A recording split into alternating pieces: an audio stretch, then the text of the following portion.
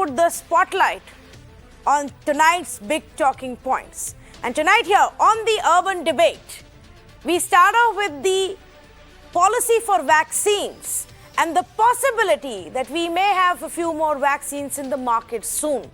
As you know, viewers, and here on Mirror Now, we've been reiterating it that there seems to be not enough vaccines to match with the demand and our pace of vaccination. So it's a country with people who are ready to take the vaccine. It's a country with infrastructure ready to give the vaccine. It's a country that's in the middle of a second wave. And so more and more states are asking for vaccines. And so the government now has tweaked its policy, essentially opening the doors for foreign vaccines to get a speedy approval so we can use them. The government has decided to fast-track the emergency approval for foreign-produced vaccines, those who have been given an emergency use approval abroad. So if they already have those approvals in place, either by the US FDA or even WHO or the European authorities, and are being used by countries across the world, why should they not be okay for us? Why should we insist that there be a separate set of trials in our country, that they partner with somebody in our country, carry out the trials here, then seek approval, then come into the market? So we don't have that kind of a time, we don't have that kind of a luxury anymore. And hence this change has finally come in.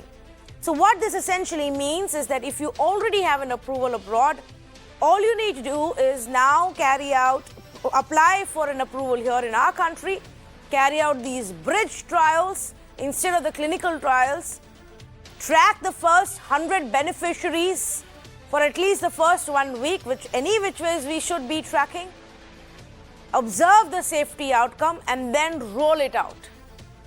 This is the big change in policy that many of the experts, even here on Mirror Now, have pointed out was the need of the hour.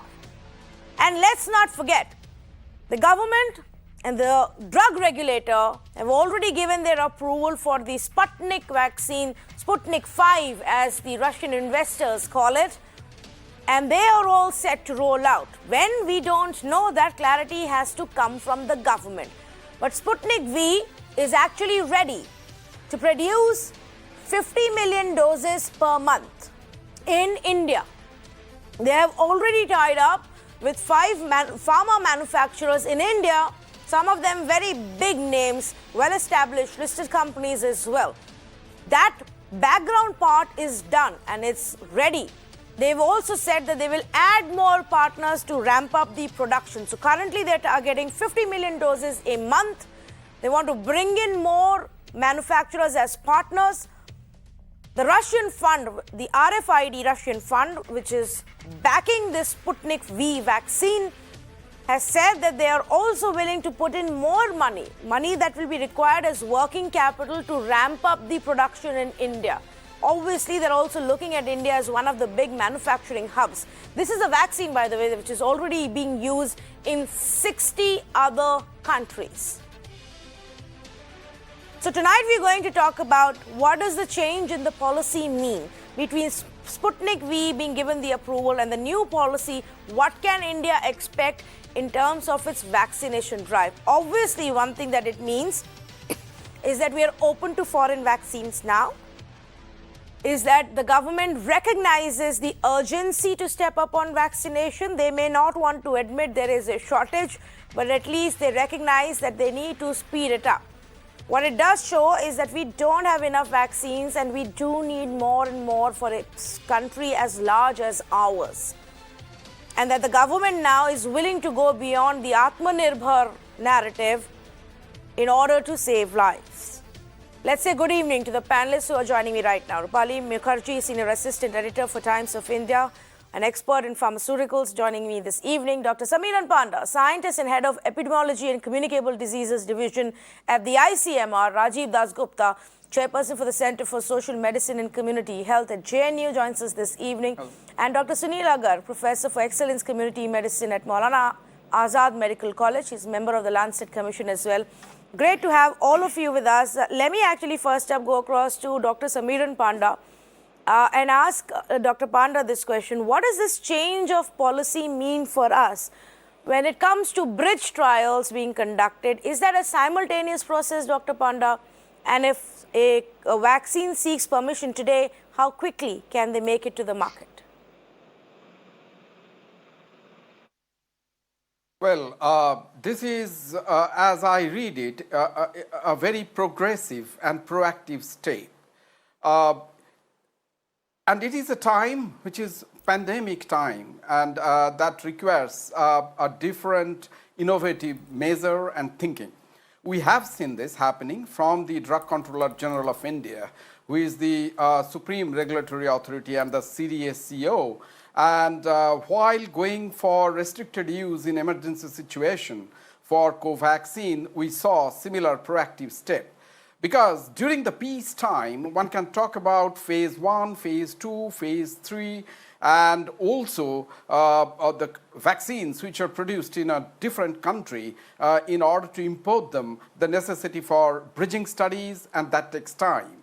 But pandemic situation requires thinking which needs to be, disjointed from the business as usual, because the time is not as usual. So the way I see it is a very proactive and progressive step where more vaccines will be made available, and the more the merrier is the situation, because we need to really speed up our vaccination drive in terms of our ability to attain the saturation in the population groups which have been prioritized. So I see this as something which India has done in line with what it had been doing with its commitment to tackle this epidemic, and vaccination being one of the major tools in this whole endeavor. Dr. Panda, I completely agree with you. An extremely progressive step in line with what we need to do to vaccinate as many people as possible. Is this not a step we could have taken sooner? Well, I would say that every time needs to come for a decision to be made. So on one hand, we were trying to address this whole issue of, or the necessity of vaccinating the groups who are involved as healthcare professionals for giving care, and also the frontline workers. So there, the ethical need or necessity was to address the needs of them who are most vulnerable. And the next priority group was those who were above 60, and from the natural history of the disease, we knew that the morbidity and the burden on the healthcare system would come from that population group because of the risk of complications and the requirement of the hospital admission, the requirement on the oxygenation or oxygen supply, and even deaths. So averting that was necessary.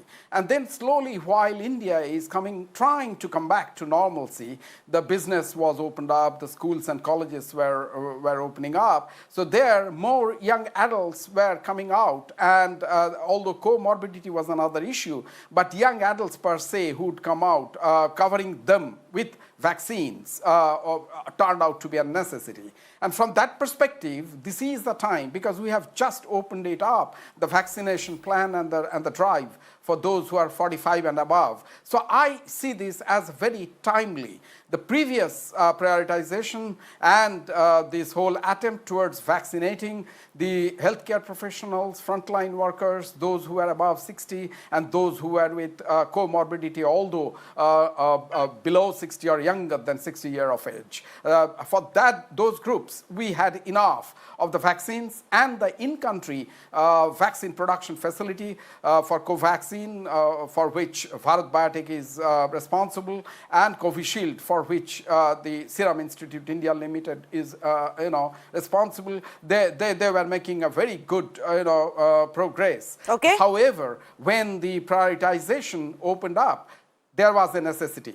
And so that's why I think it's very timely. Oh, yes, absolutely. And I think we've even looked at the data to present it statistically. Also, logically, it makes sense that when you step it up, when you open it up to more people and the vaccination drive picks up pace, then you will need those kind of doses available. Now, Rajiv Dasgupta, I take the same question to you. Do you believe we could have done it sooner, or this was the right time as we now see more demand and a big second wave? Well, to add some nuance to what Dr. Panda said, one is this could have come a lot earlier, because currently now we have nearly 67,000 immunization centers or vaccination centers, whereas the average is about 35 lakhs in immunizations, the uptake in the last 2 weeks, which has actually now peaked a lot from the earlier roughly 25 lakhs per day in the second half of March, which actually means there has been a lot of underutilized capacity all along. Many have actually argued for faster import of vaccines. Some of the challenges that particularly the Sputnik vaccine will face in the coming weeks, we are not even talking of months. Dr. Vinod Paul was candid enough to say that today that this is likely to stabilize somewhat by July. So we are looking at a situation between mid-April and July. The first challenge is the pricing issue. Sputnik's price globally is $10 per dose. India buys AstraZeneca at $2 per dose. Sputnik has expressed some skepticism, mind you, at moving away from its uniform price policy. That's something to look out for. There were some issues about the storage requirements in terms of temperature, but that's probably not as big as it may seem. The pricing is going to be the issue. So mid-May or second half of May is the point when India can hopefully expect direct imports of the Sputnik vaccine, but rolling out is going to take some time. The point is that even though this shifting of gears happens at this point, it will still not be able to pick up adequate speed. So let's not be under the impression that the mere shifting of gears will immediately lead to a higher speed. It would take a bit of time to reach there. But then, as Dr. Paul said, with the other steps in the pipeline, one of which, of course, is Bharat Biotech ramping up its production from the Bangalore facility, which is actually likely to be a bigger game changer, perhaps. India will be in a relatively comfortable position by July or so, but the next few months is really going to be a very, very hard summer in more ways than one. The July seems so far away right now, Mr. Dasgupta, especially from where I'm coming or I'm sitting in the state of Maharashtra, where things are at a disastrous level, so to speak. I'm not saying that vaccines are our only solution. We will continue to have to do everything else as well. But of course, there's a larger hope that people have pinned on the vaccines. But to the point that you made about costs, let me bring in Rupali Mukherjee, because Rupali, there's been much criticism as well about our earlier contracts, and if the government moved too slowly in signing those deals because of cost negotiations, including conversations with Sputnik V as well.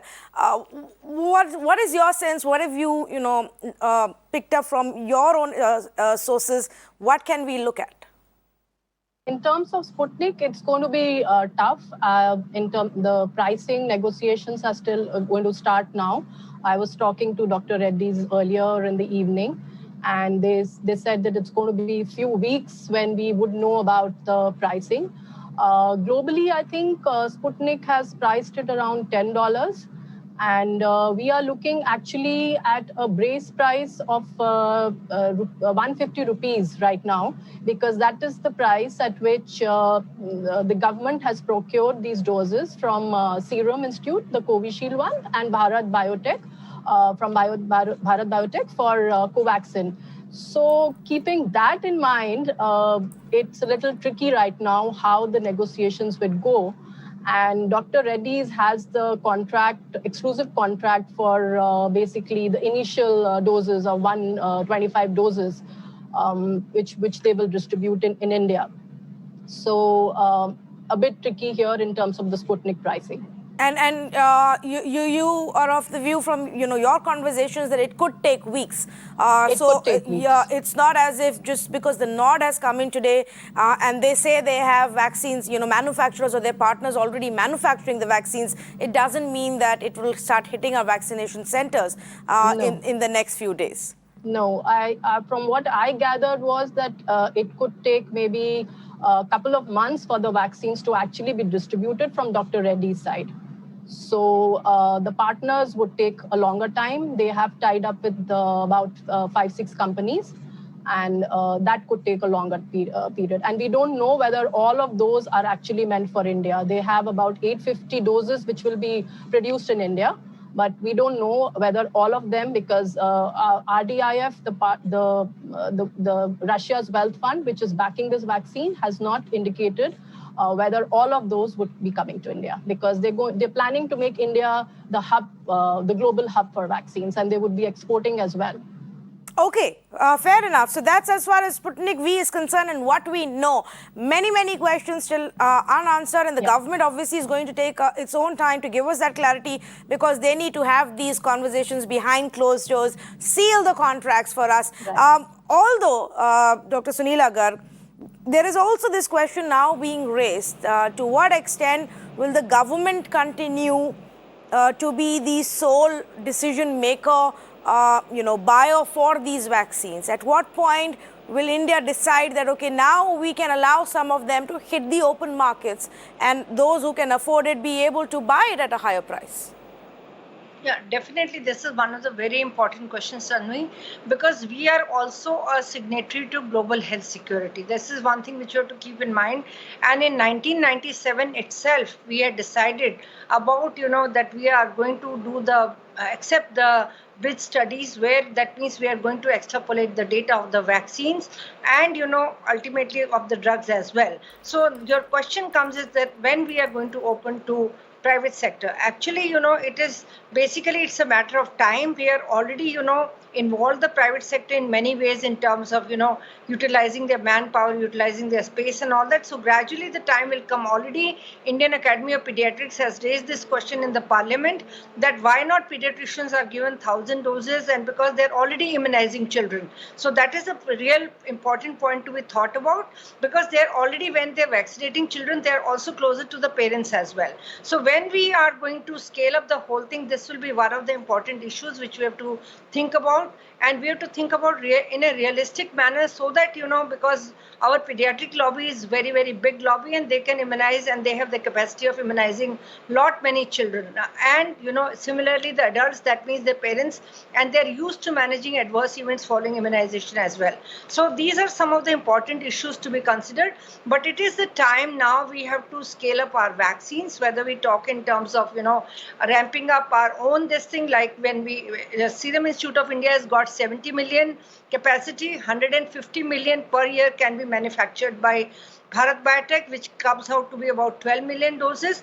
And if we talk of Sputnik vaccine, whenever it comes, you see, earlier also I say that 50 million doses we are talking, and whenever it comes, like say in a later part of June or July, when we stabilize in the whole thing. But the important part would be that basically, as I keep talking, this thing is that how did we protect? The last wave was following very strict COVID appropriate behavior. Sanitization has gone for a toss. Masks are not being properly weared. And also we will say that, vaccination initially was slow, but it has gradually picked up. So that's where, when it has picked up, the need has also risen fast. So, and also the number of cases are increasing, but the when you show this 51,751, cases in last 24 hours in Maharashtra. But the plus point I'll say is, earlier Maharashtra was contributing to 50% of cases. Now it is contributing to 43%. The wave is gradually stabilizing. But we have to keep that in mind, that we have vaccine as a very important weapon, and we have to be very open to this, to which we had already finalized the whole thing in 1997. We were open to this part because we had thought of, when we signed for part of global health security in 2014, these were all the things which were there in our mind, because pandemic knows no boundaries, and we have to think of all the aspects of whether we talk of testing, treating, treatment, or we talk of COVID appropriate behavior, and to complement the whole thing is the vaccination. Well, Maharashtra's lower contribution is to no credit of ours, is perhaps to the discredit of the other states who learned no lessons and are going down the same disastrous path as Maharashtra, and their cases seem to be rising. But I get the point that you're making. So let's talk about some of the new details that have emerged. And Dr. Samiran Panda, I come back to you. One question that a viewer wants to understand is, so what's different in this policy? How are we making it faster? How is a clinical trial different from a bridge trial? A bridging study always indicates whether the vaccine, whatever that vaccine is, which has worked well in a different country, which has population groups, which has different genetic makeup as well, will it work in a different and in another country? Because when we administer vaccine, it's about presentation of the antigen in a form, be it through a nasal drop or injection. So it's presentation of the part of the offending organism. Here we are discussing the virus SARS-CoV-2 that causes COVID-19. When that vaccine gets presented to human system, it's the genetic makeup of the human race, which are different in different countries. There is a possibility that a particular country would behave differently to a vaccine compared to another, which is the source country or the original country which developed the vaccine. So that's why the bridging studies help us to understand whether the immunogenicity is the same. Is the vaccine behaving the same way in terms of its ability to mount or to generate immunogenicity in different countries and in different population groups who belong to different genetic pool or belong to different genetic makeup? So that's the whole purpose of the bridging study. But now, as I said, pandemic situation is such that sometimes it won't even allow having that time spent for the bridging study, because that would also take time. So it cannot be run as business as usual. So it's a pandemic situation, and something needs to be done urgently, but not necessarily at the cost of safety. So what I would underline is that although this is a very proactive and progressive step, it has not cut the corners in terms of examining the scientific data that proved beyond doubt that the vaccine, here we are discussing Sputnik, is safe and immunogenic. The same path was treaded by the DCGI while Covaxin was given the approval for emergency use and the restricted use in emergency situation when phase 2 trial data was used. Right. So would it be fair to say, Dr. Panda, that India the data that we are going to study, the checks that will have to be done on the available research data and trial data is the same, except that they've probably not been done in our country? Right. So it's the squeezing of the time, yeah. But the data, the robustness of it, and the scientific robustness, yeah, that's what is important, and that's being considered by the DCGI. Okay. So then the next question then, Rajiv Dasgupta, how does it benefit us, this change in policy? Sputnik V has already got its approval and is already, moving ahead with it. Which are the others? Pfizer applied, withdrew. There's a lot of back and forth that happened. The government initially said that Pfizer and Moderna don't make sense for us because they require a different kind of cold storage. Then there is Johnson & Johnson that we could have hoped for, but that seems to have run into trouble today itself with the US FDA that's halted the use of Janssen. And then there is Covovax, for which Serum was already moving ahead. Are these the likely candidates? Does this change in policy benefit any of these vaccines coming in faster? The change in policy shall certainly potentially benefit each of these vaccines. It will also benefit potentially the Indian vaccination program.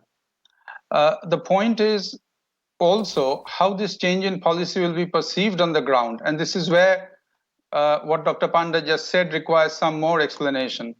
Let us remember that all these vaccines were developed in the pandemic phase. So it was never business as usual.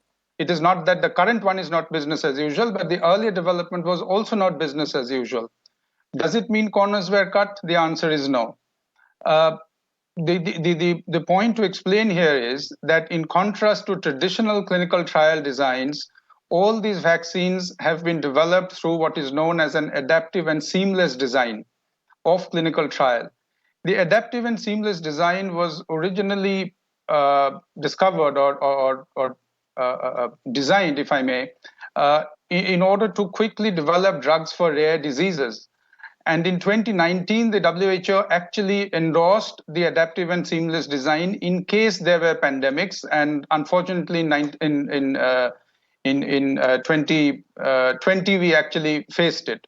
So all of these vaccines have actually been developed through adaptive and seamless design. And the point that Dr. Panda is making repeatedly about Covaxin is not exactly the point that ought to be made, which is as follows, that these adaptive and seamless designs actually need good communication packages to explain and back it up why these rapid designs are actually reliable.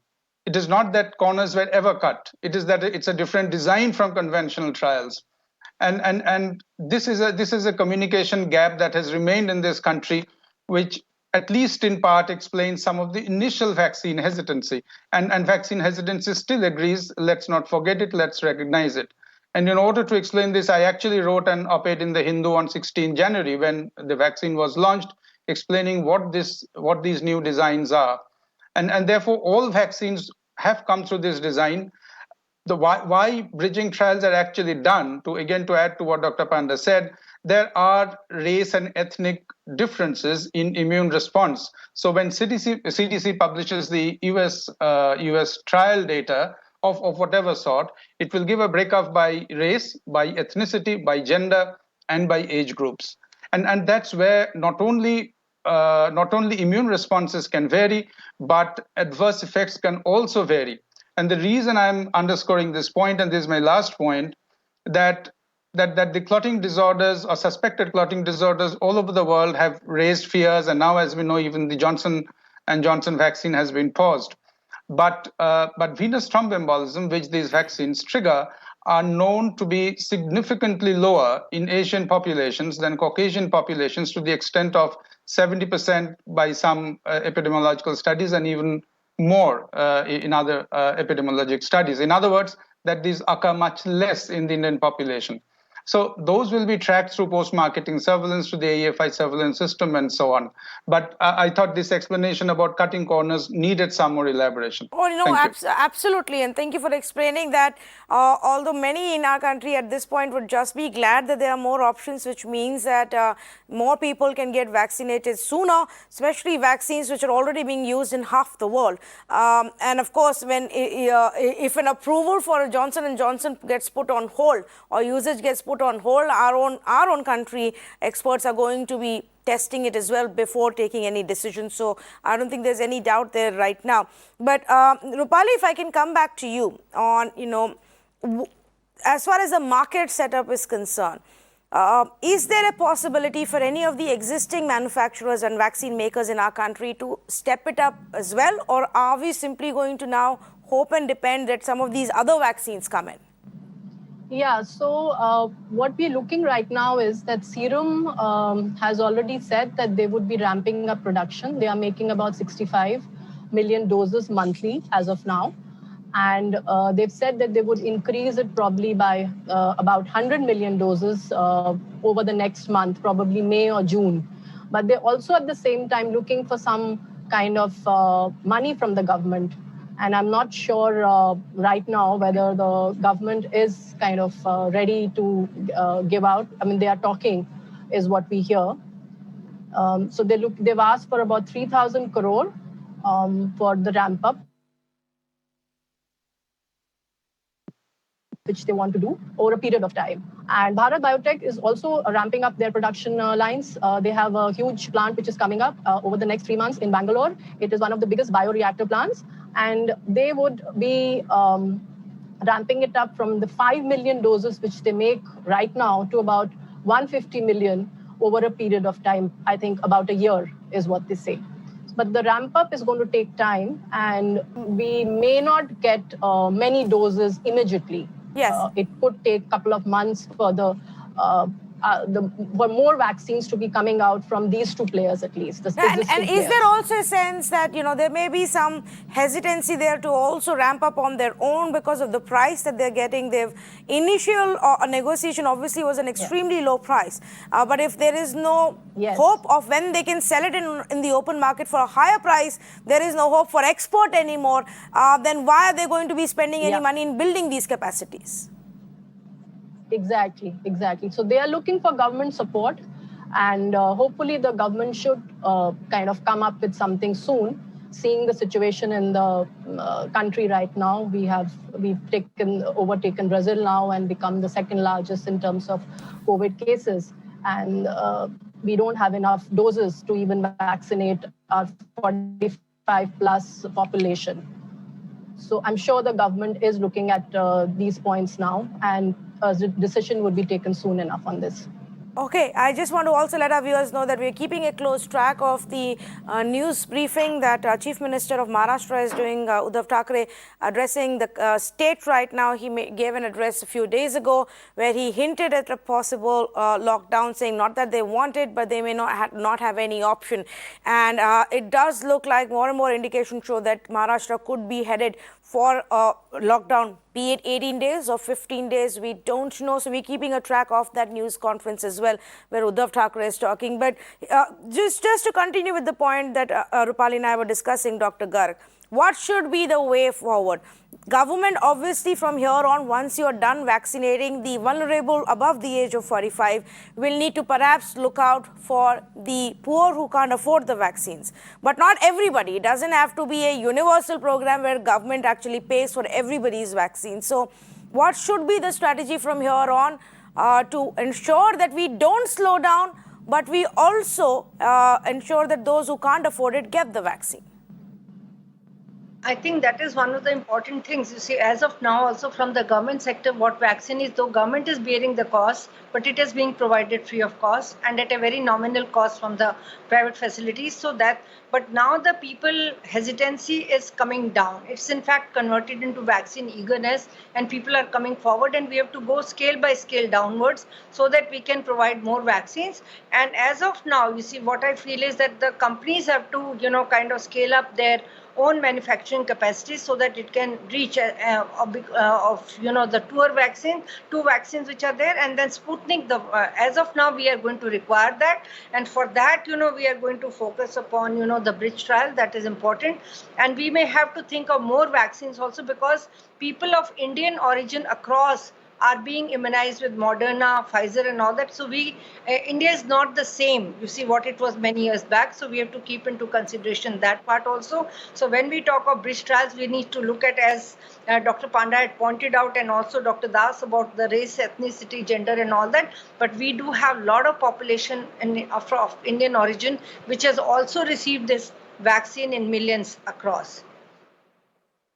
Absolutely. Dr. Panda, would you like to comment on this? Because very quickly we will have to move on this. There is much criticism already about the initial hesitancy that we also showed, or perhaps we focus more on cost and our own planning. I mean, the vaccine hub and the pharmaceutical hub of the world cannot be struggling with fewer vaccines at all. That can't be an option for us. I will quickly say that in this age of social media, everything vies for attention, and that includes opinions as well. And opinions do vary. So what we need to probably identify is the influencers in the community who are also susceptible. That's a very ideal combination. So the influencers who could address the vaccine hesitancy in the community, if the community can identify with that influencer as someone who is as susceptible as the community members, that would actually help us to get the right message that vaccines per se, because we are talking about multiple vaccines do save lives. So here we are talking about something which is proven public health tool to save lives, and that would also help us to tackle with the burden of care on the healthcare system. No, and so that's absolutely right, Dr. Panda. If I may just clarify, I'm also talking about the neglect. Yes, if I may just clarify, I was right now not referring to the hesitancy that people may have about taking the vaccine, but hesitancy that policymakers may have about bringing in more vaccines and giving it. We showed hesitancy in signing some of the contracts, perhaps for over cost factors. We showed hesitancy in allowing more foreign vaccines to come, perhaps because we wanted more Indian manufactured, Indian research vaccines to be given the preference. I am asking about the policy that we should have as a nation and a country about opening up the vaccination for everybody. Absolutely, and this policy change that we are discussing tonight is an indication that this India is a new India, and we are realizing that inaction, not only at the level of the population, but at the policy level, could be very costly. And so the inaction is something which we cannot afford, and hesitancy at the policy level and also at the community level could be a luxury which we cannot afford to. So this is the right kind of move which we are witnessing in the country, and it's a right move and in the right direction. All right, I am a little short on time here, and we are also watching out on what Maharashtra Chief Minister is saying. So I'm going to thank all four of you. It was a pleasure to have you, and thank you for your insights that you brought in here. I think, viewers, it's extremely clear that the steps that have been taken, two big steps taken by the government now, perhaps a little delayed, but we are glad that those steps have been taken. Step one, Sputnik V has been given the approval for emergency use. That doesn't mean that we still don't track it, don't track the effect it has on people as we roll it out, and doesn't mean that it happens overnight. The government will still take time to finalize its contract. At what cost, how many doses, how are they going to go about it? All of those finer details still have to be sealed and confirmed between the government and Dr. Reddy's lab, which is the partner for the Russian vaccine here in our country. That being said, the second policy change, which is actually a bigger one because it will impact a lot more vaccines in the future in our country, is a change that government brought in today when they said, well, if it's a vaccine that has an approval abroad, and of course is being used in many countries, then they don't have to go through the entire process of carrying out clinical trials here. This will fast track the process for approvals for several of the vaccines. Pfizer, Moderna, Johnson & Johnson, Covovax, which is actually the Indian version here Serum is looking at, is called Novavax. All of these options are present, and hopefully in the next couple of months, some of these will make it to the Indian vaccination centers. But at some point, the center will also have to decide how long are they going to continue having a control on the contracts, on the cost and the distribution. At what point should the government then allow these vaccine manufacturers to bring in their vaccines, put them out in the market, in the open market, so that those who want it and can afford to pay for it are able to do so at market price. It just means that you will be able to vaccinate a lot more people in a faster manner. All of these aspects is what the government will now have to look at. Manufacturers are ready. Thank you so much for joining us on this conversation. We take a quick break. We come back and go across to Maharashtra Chief Minister Uddhav Thackeray, who's talking about the dangerous situation of COVID that exists in the state of Maharashtra.